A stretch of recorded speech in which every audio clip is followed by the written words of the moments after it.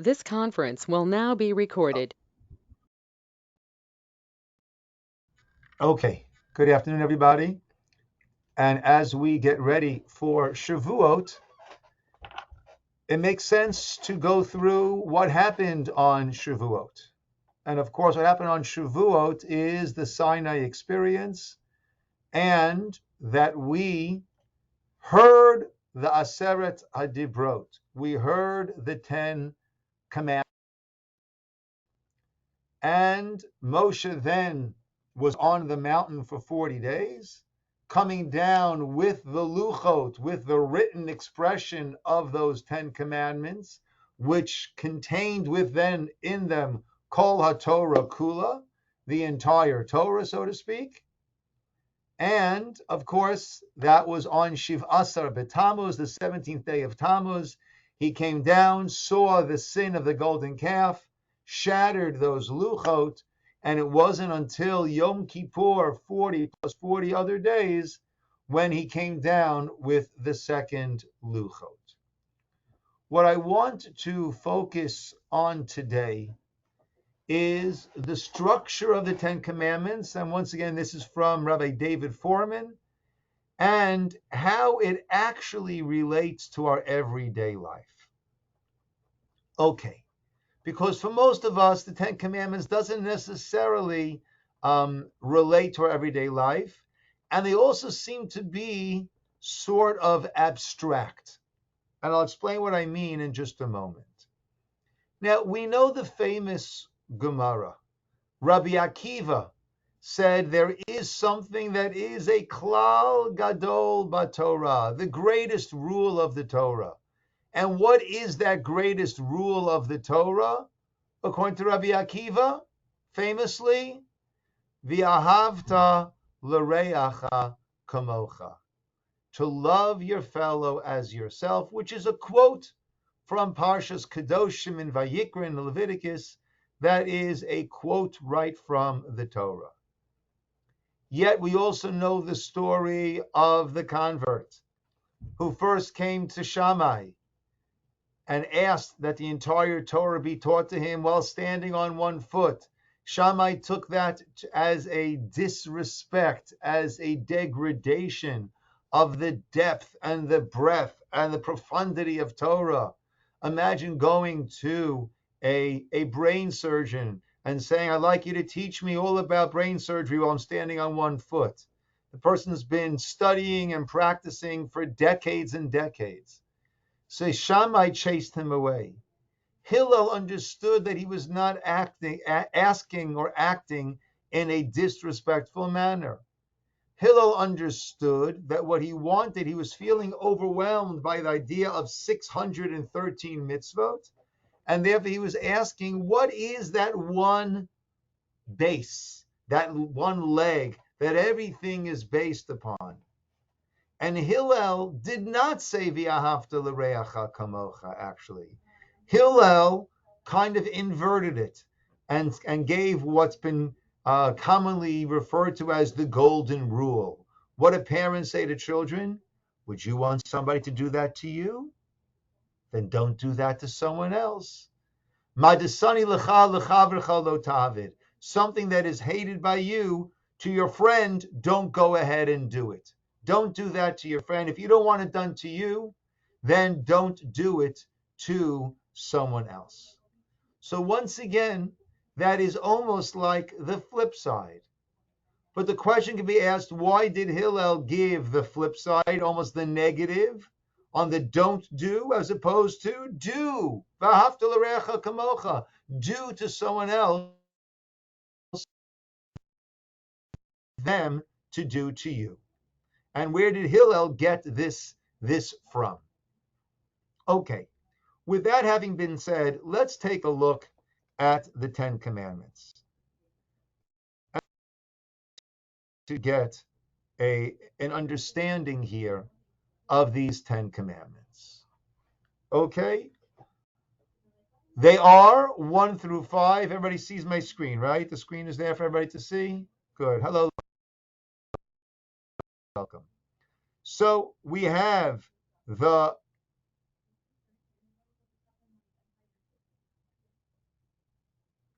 I am Hashem your God, number one. No other gods, number two. Don't say God's name in vain, number three. Observe the Shabbat, number four. Honor your parents, number five. Don't murder, number six. Don't commit adultery, number seven. Don't steal, which actually means kidnap. We'll discuss that, number eight. Don't testify falsely, number nine. Don't covet. Don't want, covet the things that belong to your neighbor, to your friend. Don't want his things. Those are the 10 commandments prominently displayed in most shuls, usually above the ark. Let's look at this. First of all, if you were, are these the main principles of Judaism?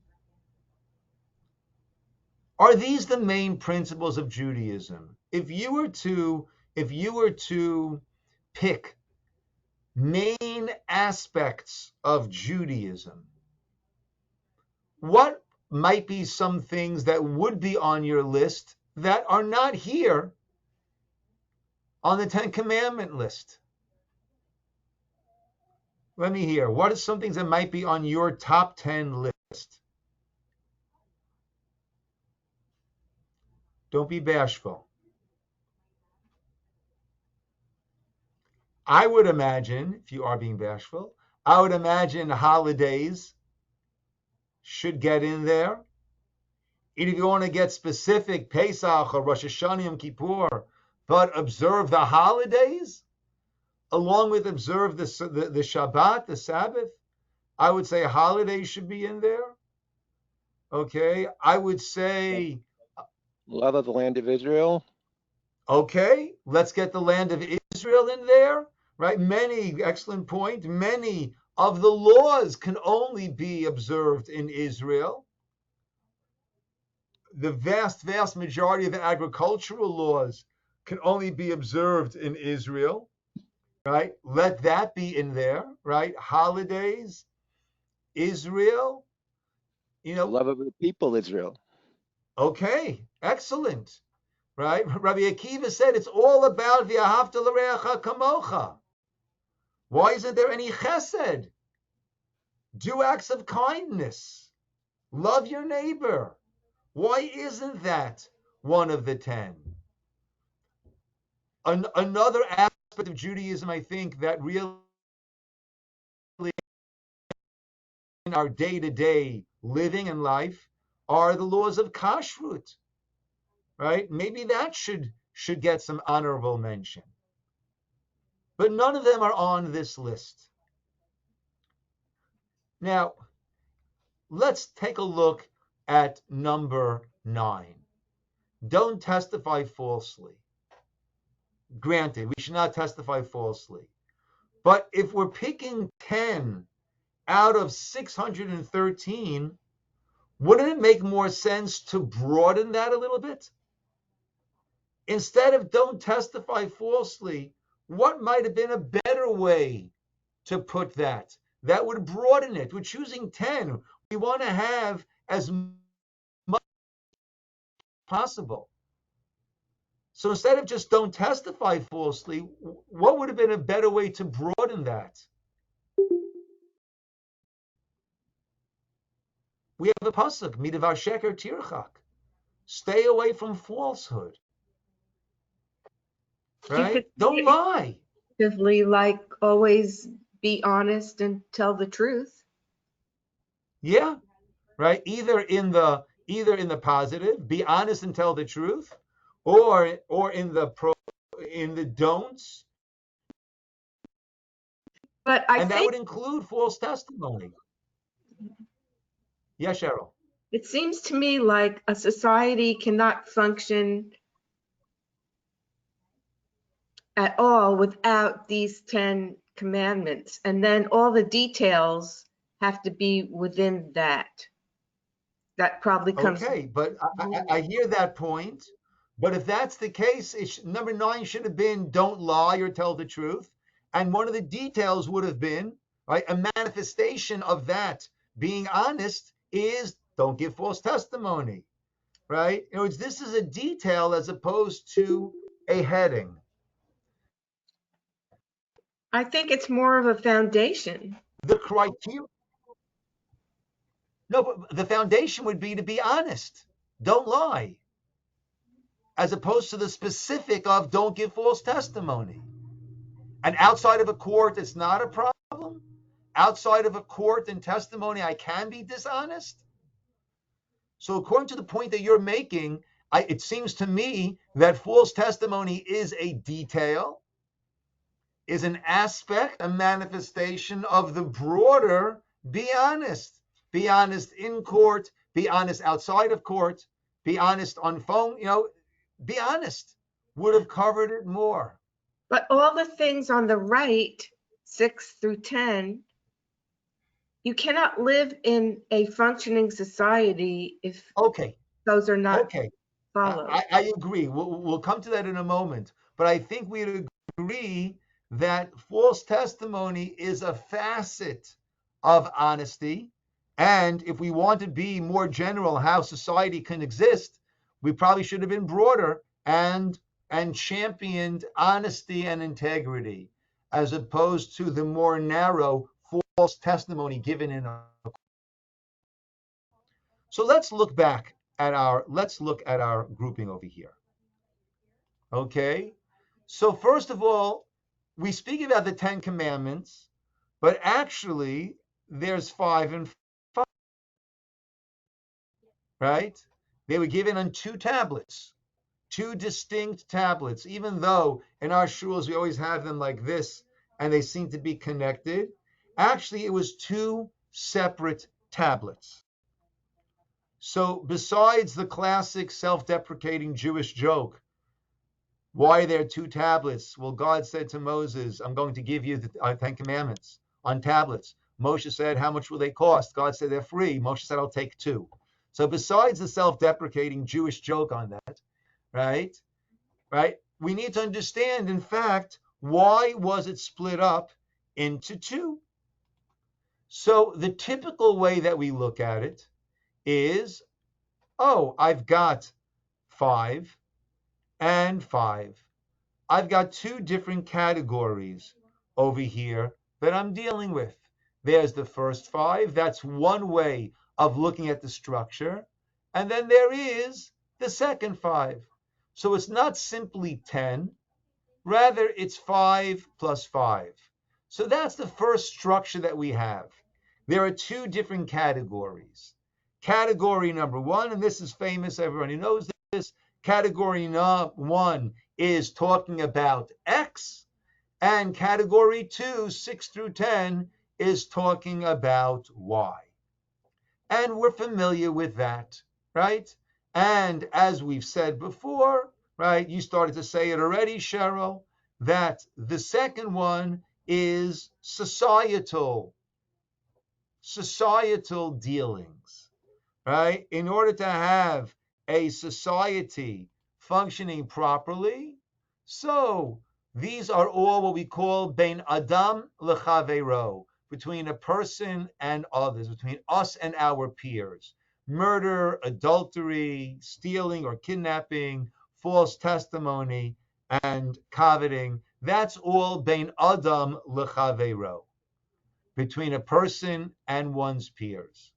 Okay, if that's the case, then 1 through 5, what should that be? If not between a person and their peers, what would that be? 1 through 5, what would that be? Famously, between bein adam lemakom, between a person and God. What's the problem with that? What's the problem with 1 through 5 being bein adam lemakom, between a person and God? Which one is problematic? Which one's problematic, my friends? The first 5. Number 5. I see 5. It was starting with number 1.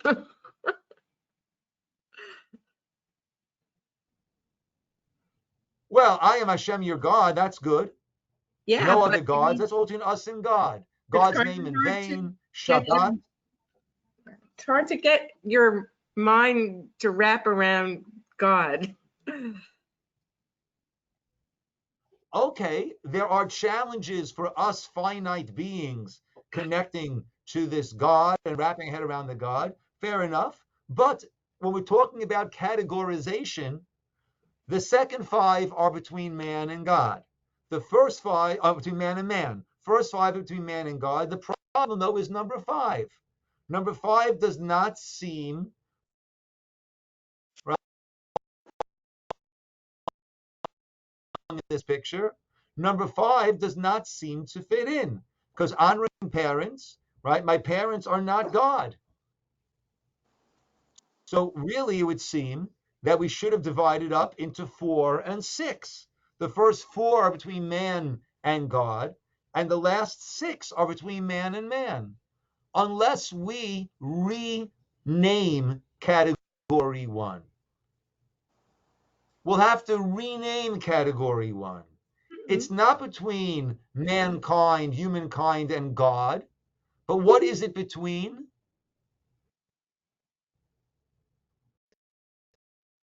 And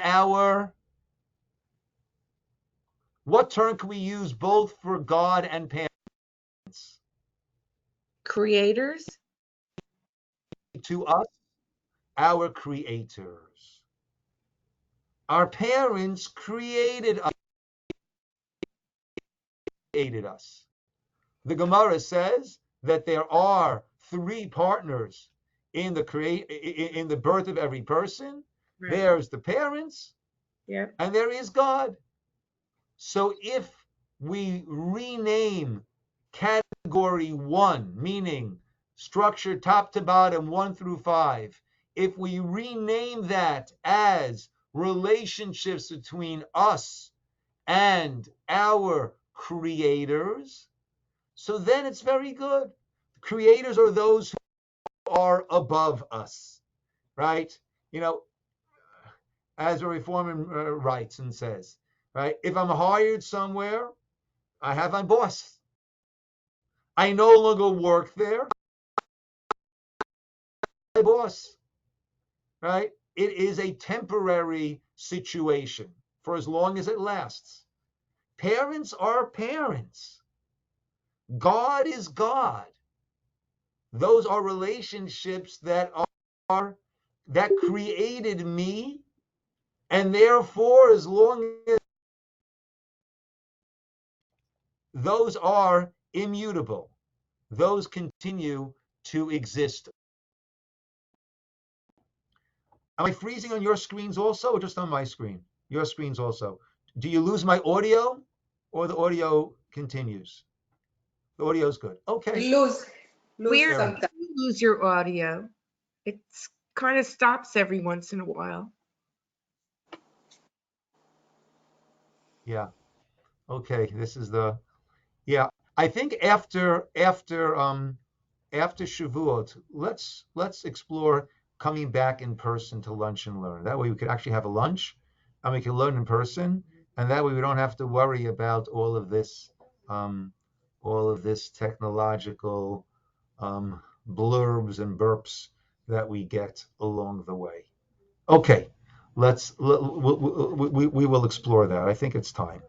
Okay, so again, we have ourselves 2 different categories: man and creator, and man and peers.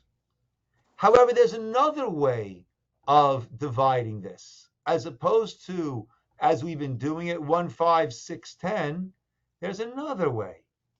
Because if there were these 2 tablets, then 1 aligned with number 6, and 2 with 7, and 3 with 8, and so on. 4 with 9. 5. And once we are saying that what we've got here is, in fact, 2 different aspects of relationships, 2 different aspects, 2 different areas of relationships, so then there might actually just be 5 principles. 5 principles in relationships, but there are 2 sides to each coin. In other words, there's how this aspect, how that manifests itself between me and my creator or creators. And there's another way that it manifests itself between me and my peers. So once we're dividing it horizontally instead of vertically, we have perhaps 5 unifying principles that will dictate how we are meant to build and maintain relationships between us and our creator or creators, and between us and our peers, right? Up-down relationships and over and across relationships. Creators, peers. So let's start with number 1. Let's start with number 1. Number 1 and number 6. I am Hashem your God, and don't murder. Okay? Why would a person murder? What brings a person to murder? I'm not talking about the mental illness or the crazy instability that would bring a person to bring shotguns to a elementary school and indiscriminately murder children and teachers. But when a person wants to murder someone else, why do they want to murder them? Why do they want to kill that person? What are reasons for murder? Many reasons. Maybe they feel the person hurt them in some way. They feel Okay, they hurt revenge. them. Good. Or they hurt someone else. Maybe jealousy. I don't know. He took. Okay. You know, so if we were to put all this into one, basically the person feels my world would be better without that person walking on this earth. Right? That's what's happening. Right? My world is better without that person around, without that person existing. That is the root of murder between peers, humankind to humankind. So how does that then translate between me and God? I can't kill God, but I can decide my world would be better without God. But God is there. Well, what can I do?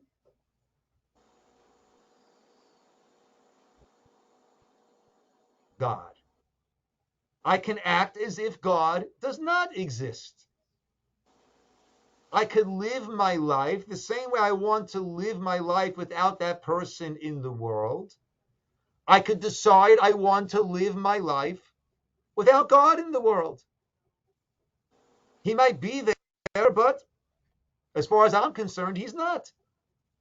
None of my actions, none of my thoughts, nothing is going to be tinged, colored by God. I'm going to remove God from my world. That's what I'm going to do. So if we were to say that there is a common factor, which is this column over here, that we're going to fill in together, what would you say in terms of relationships is the common factor of row number 1, which includes, we have 5 rows now. Row number 1, which includes, I am Hashem your God, us and creators, do not murder, right, between mankind and mankind. What would you say is the common what can I write in that middle column that expresses both? Accept your world. Accept. Okay. Accept the existence of the other, or perhaps we'll say, oops, get rid of that.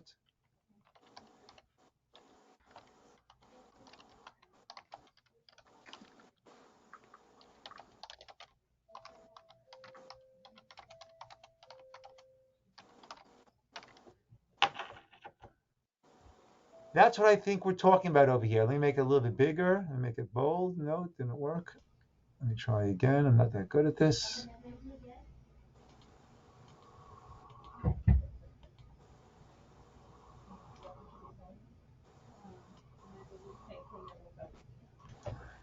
Don't violate the existence of the other. Do we hear that? Don't violate the existence of the other. The way that I violate your existence, person to person existence, the greatest violation of someone else's existence would be murder. I cause them to no longer exist, at least in this physical world. And the way that I violate the existence of the other in terms of God is what God? What God? I don't believe in a God. There's no God.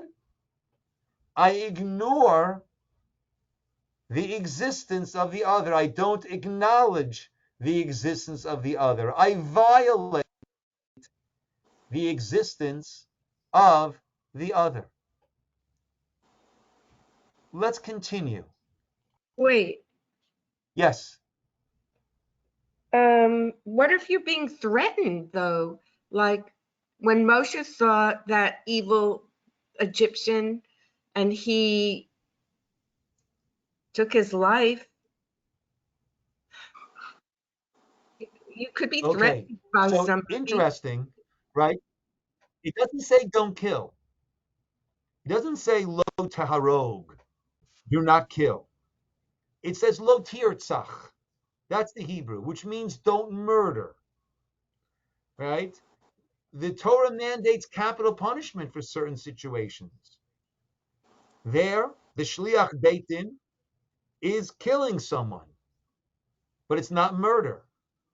If someone is a rodef is the term, literally means to pursue, but halachically it refers to someone who is pursuing someone else in order to kill that person. You save the life of the person who is fleeing, even by taking the life of the person who's pursuing him. So there are times where that's what needs to be done.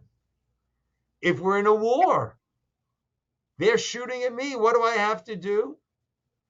I have to shoot back, right? Certainly, in this horrific incident that happened in Texas, no one's going to turn to the police officers and say, "How dare you kill him?" It says in the Ten Commandments, "Thou shalt not kill." It doesn't say that. It says, "Don't murder."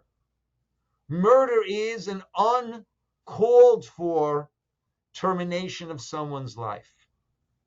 But there are times when we must do that. The Egyptian was a rodef, beating that Jew to death. Moshe did the right thing by all counts. That's not included over here. Murder. Don't murder is what it says. It doesn't say don't kill. There are times that we have to kill. So if somebody is and you threatening got a you, gun, shoot it. Right? It depends on the situation. Right? But there are times that killing is called for. There are times that killing is a merciful act. Imagine if the police officer in Texas said, "I can't kill a person," and then that person continued to kill more than the amount of children and teachers that he killed. Right? That would not be a merciful act. That would be an act of cruelty to have not killed that young man who was shooting indiscriminately and killing children and teachers. Okay. Let's go to number 2. So number 1, And number 6 was don't violate the existence of the other. Let's look at number 2 and number 7. Number 2 is lo yelecha lemachirim al panai, you cannot have any other gods. And number 7 is lo tinaf, do not commit adultery. What is the common denominator that we have over here between adultery and idolatry? Interesting, they sound very similar. Right? If you buy juice, it might say pure unadulterated.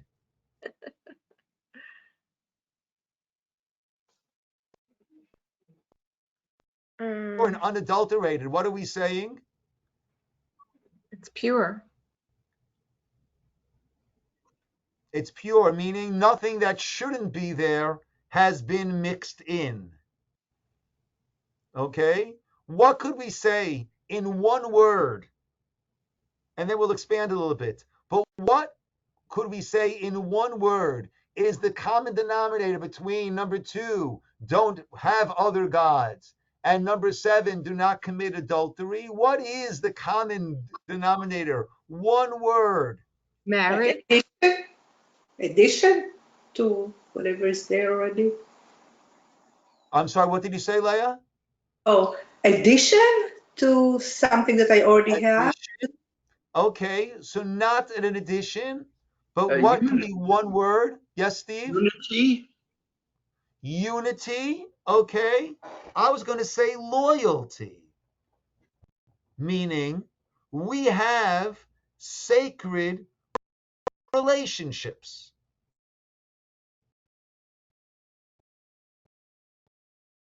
We have sacred relationships, and we are told don't violate, oops.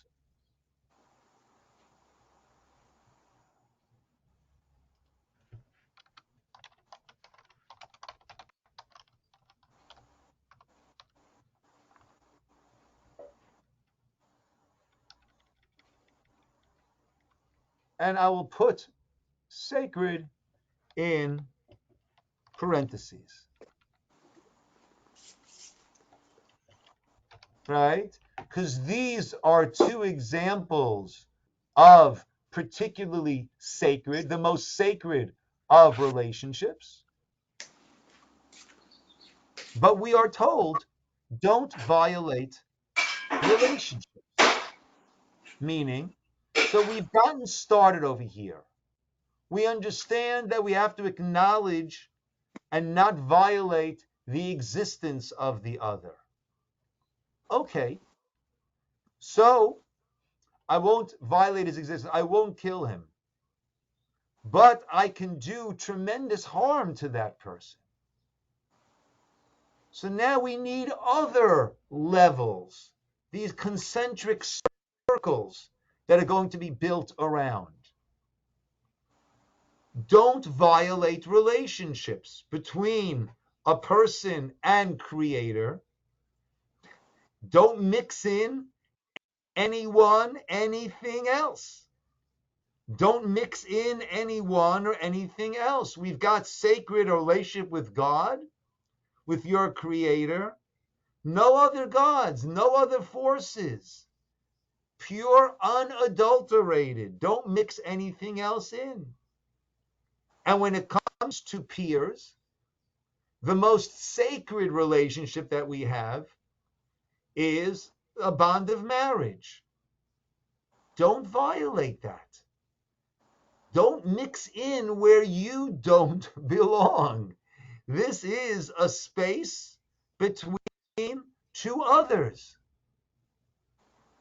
Therefore, don't violate the existence of the other, and also don't violate the relationships.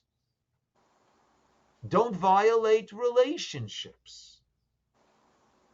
Do you see how this structure is building over here? So what we've got over here is, so far, we've got ourselves 10, that was 2. 10, that was 2 categories, which was us and our creators, and us and our peers. And we also have 10, that's 5. How to build relationships. Number 1 and 6, don't violate the existence of the other. 2 and 7, don't violate sacred relationships.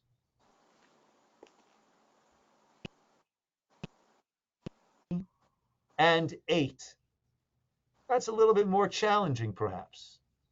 3 and 8 is not to utter God's name in vain,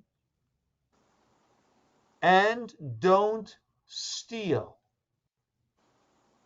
Okay, and actually, don't steal, the Gemara learns out, the Talmud learns out, that from the context where murder and adultery are serious, non just monetary prohibitions, but actually involve capital punishment.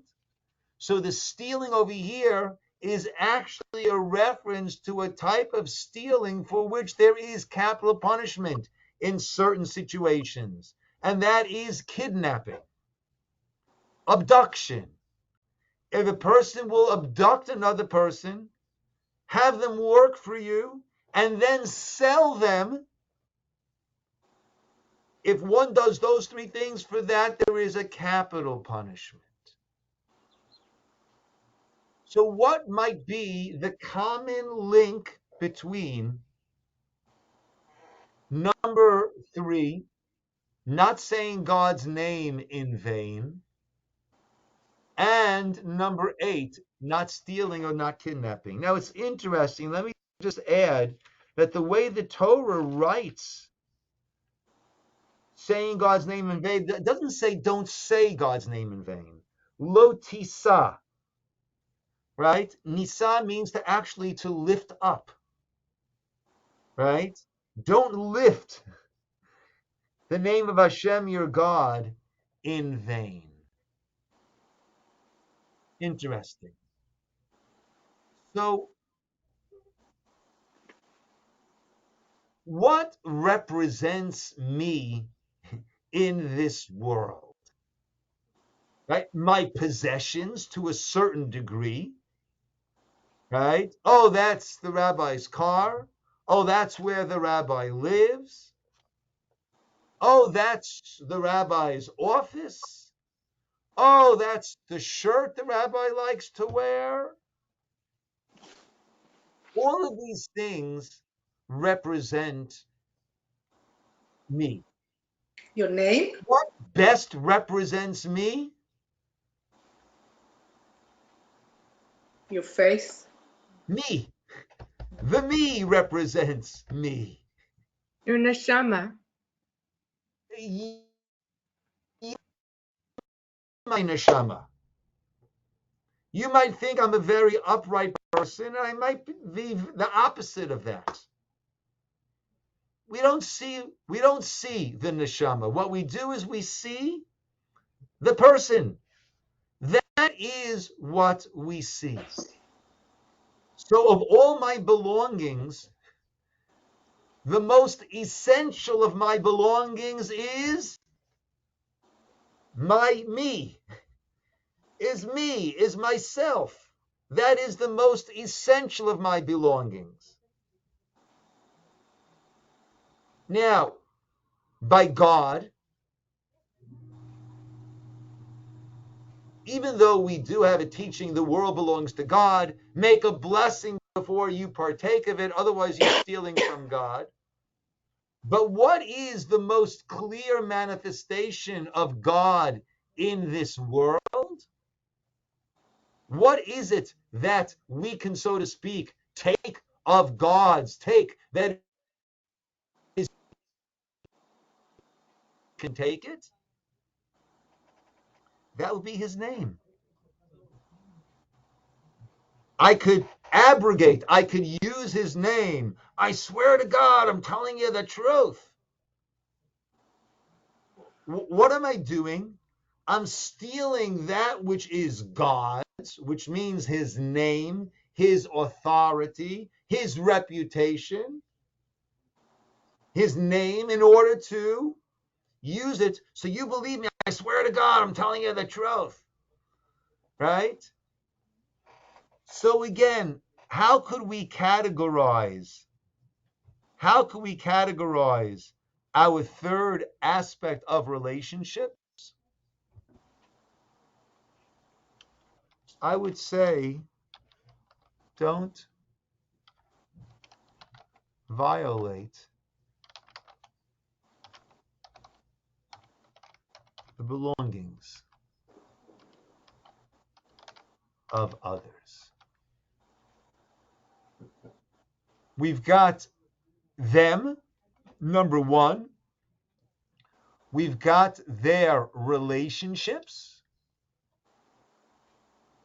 That is the most inherent, intrinsic.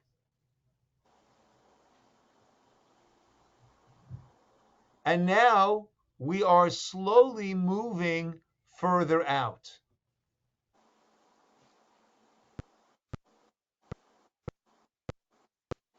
Relationships. There's my belongings. Let's look at number 4 and number 9. Right? So I'm sorry, let's go back to number 3 for a moment. So don't violate the belongings of others. The greatest violation of the belongings of others when it comes to me and my peers would be stealing them, kidnapping them, making them work for me, selling them as if they are my property. And when it comes to God, we have God's name. Don't usurp that. Let's go to number 4 and number 9.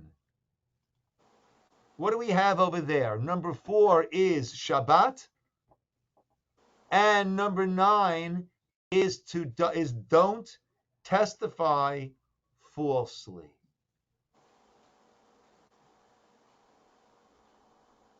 Let me ask you a question. Why do we observe Shabbat?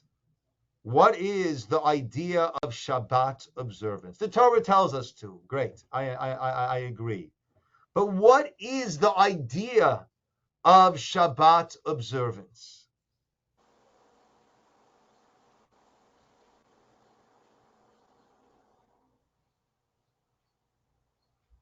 Our belief that the world belongs to God. Yes. And what aspect of it belonging to God, Steve? It belongs to God because he is the Creator. He is the creator. Exactly. I always say we Jews, we do our beliefs. We don't just, I believe. We do our beliefs. How do we do our belief of God as a creator? Right? So we don't work on Saturday. Ain't going to work on Saturday. So as I always say, it would be a lot less work for me if I would get into my car Shabbos morning at 10 to 9 and drive to shul and be here in 5 minutes. That'll be a lot less work for me than walking 1.1 mile, leaving my house at 8:35 to walk 1.1 miles to get to shul. A lot less work for me to do that. I can't turn on a light switch. There's not much work involved in my turning on a light switch. That's really effortless. In today's world, I just need to say, Alexa, turn on the lights. I don't have to move my finger. I say, Alexa, and she does my bidding. But the idea is I do my belief in God as a creator. And for 6 days, God was altering the world using his abilities, power, technology, whatever you want to call it, to alter the world to his will. On the 7th day, he stopped altering the world according to his will. So therefore, during all 6 days of the week, I alter the world according to my will. I'm on Almond Tree, but I want to get to the shul. Amazing. I get into this metal box. I put my foot down on a gas pedal, and suddenly what's happening? There's combustion going on in the engine, and I'm going at 35 miles an hour. I can't run anywhere near that. And then within 5 minutes, 4 minutes, I'm here in shul. I control this world. I alter the world using my knowledge, my technology. I alter the world by turning on a light switch. It's dark in here. I don't have a window in my office. Not complaining, right? But right, there's no window here. It's pitch black. Oh, I hit a light switch. Beautiful. Illuminated beautifully.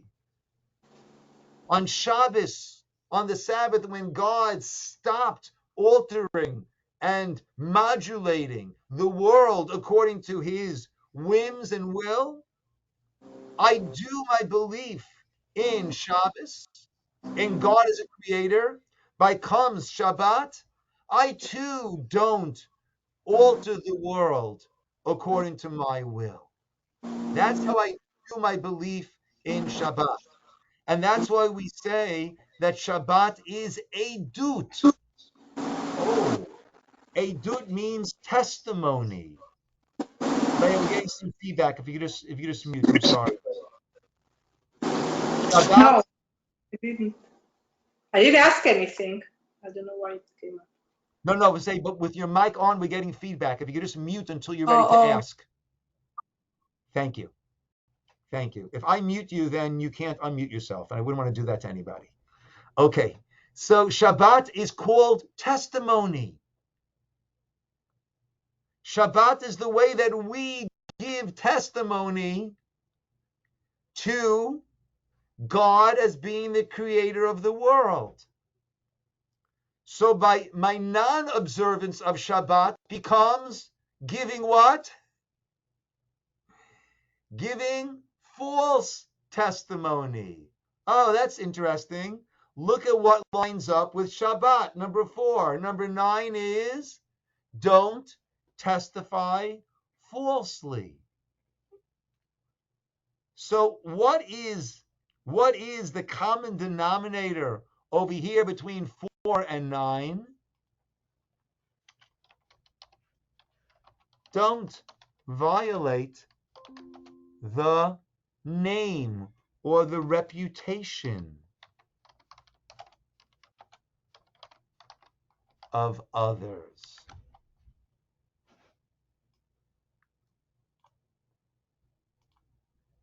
Do we hear that?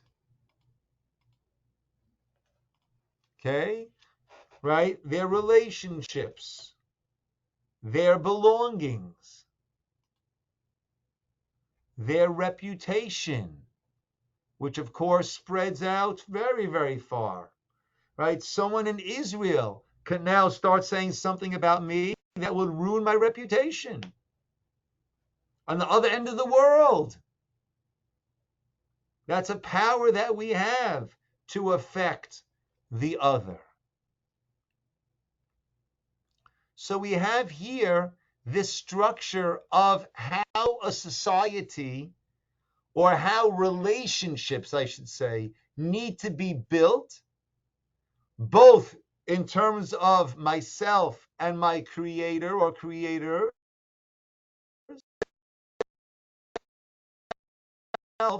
and my peers. Let's go to numbers 5 and number 10. Honor your parents and don't covet. And that's a little bit harder to draw the parallel. What's interesting is the second 5 are, for the most part, very brief. Don't murder. Don't commit adultery. 2 words, lo tirtzach, don't murder. 2 words, lo tinaf, don't commit adultery. 2 words, lo tignov, don't steal, don't kidnap. The next one, here we have 5 words. Lo tan Do not bear false testimony against your friend. What should number 10 have been? Lo tachmod, don't covet. But it gets very verbose. Do not covet beit reyecha, your friend's house. Lo tachmod, eshet reyecha, don't covet your friend's wife, spouse. Va'avdo, servant. Va'amato, maidservant. Shoro, his ox. Chamoro, his donkey. V'chol asher l'reyecha, all that which belongs to your friend. Why do I need all that? Say lo tachmod. Et reyecha, if you want to add those words. Right? I understood lo tirtzach. I didn't say don't murder your friend. Don't murder. So say don't covet. Why are we going into all this whole wish list? Why this whole wish list? Now, let me ask you another question, going back to number 5 for a minute. Honor your parents. So I was very blessed and fortunate to have had 3 wonderful parents, a wonderful father, a wonderful mother, and a wonderful stepmother. Not everyone was blessed in such a way. Some people have had, heaven forbid, abusive parents. Parents who just ignored them, were harmful to them,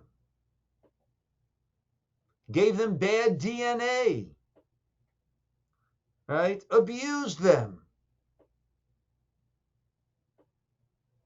Maybe the parents have done absolutely nothing good, nothing positive. Why should I honor those parents? Why are those parents deserving of any honor from me? So let's go back again to number 10, lo tachmod. Don't covet that which belongs to someone else.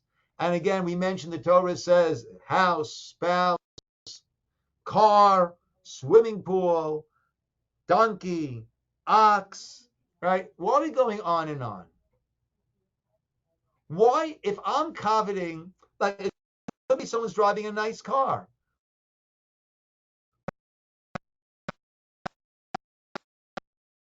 Tesla, that sounds nice. That sounds nice. Gas is over $6 a gallon. Wow, that sounds nice. So instead of coveting the Tesla, what might I decide to do? To see if I can afford a Tesla. Can I get one for myself? Okay, maybe I can't get a Tesla. It's too expensive. But shoro, chamoro, a donkey? Get a donkey. Get yourself a donkey. If I want his A, B, C, D, and E, what am I actually saying? Yes, Cheryl? You're saying you're not happy with what you have. You want someone else's life. Good. I'm sick and tired of my miserable life. I want to live that person's life. I want to be that person. Right? Haman, when the king Achashverosh asked him during the Purim story, what should be done to a person to whom the king wants to honor? Haman wanted to be Achashverosh. What did he say? Get the horse that the king rode when he was coronated. Get the crown the king wore when he was coronated. Get the robes that he was worn when he was coronated, and dress that person up. That is replacement. I want to be you, so let me have your clothes. Let me have your house. Let me have your spouse. Let me have your servant. Let me have your maidservant. Let me have your ox. Let me have your donkey. I'm sick and tired of my shabby, miserable life. I want to live your life. That's at the root of don't covet. Let's go back to parents. My parents have done nothing of value. Absolutely nothing of value. They were abusive. They were neglectful. I wish they would have been more neglectful. At least then they wouldn't have been so abusive. They were abusive. They were neglectful. I got terrible genes from them. There's absolutely nothing good that came from my parents.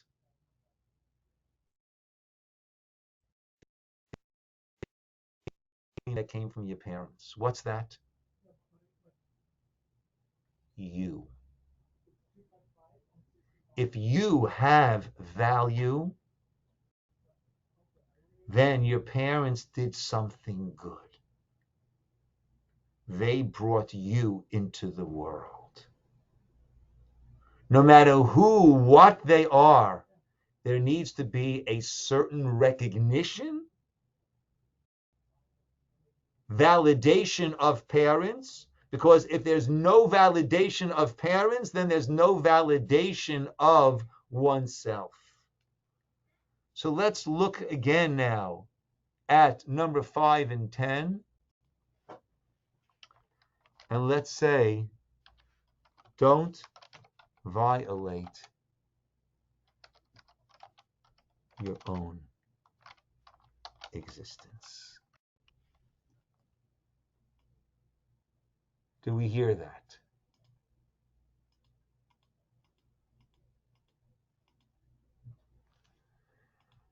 Don't violate your own existence. Validate who you are, the unique role that you are meant to play in this world with the exact tools that have been granted to you for you to play the role you are meant to play. It's not your miserable life. It is your unique, exalted, God-granted life for you to bring to this world something that no one else can bring to this world. And for you to do that, you need to have your world around you. Exactly what you do and don't have is exactly what you need as the kalim, as the tools, in order to bring this about. So in a way, my friends, we've gone full circle over here. If I'm not going to violate the existence of the other, why don't I violate the existence of the other? Well, some point out that a person has in them a part of God. A spark of God is in every person. That's what we call our neshama. So recognize the godliness of God, recognize the godliness of the other, and therefore I don't violate their relationships, their belongings, their reputation. And if everyone else deserves that, then don't allow yourself to forget for a moment that you also are deserving of that. Don't violate your worth. They have a part of God in them. You have a part of God in you. Recognize that and appreciate that. So we started off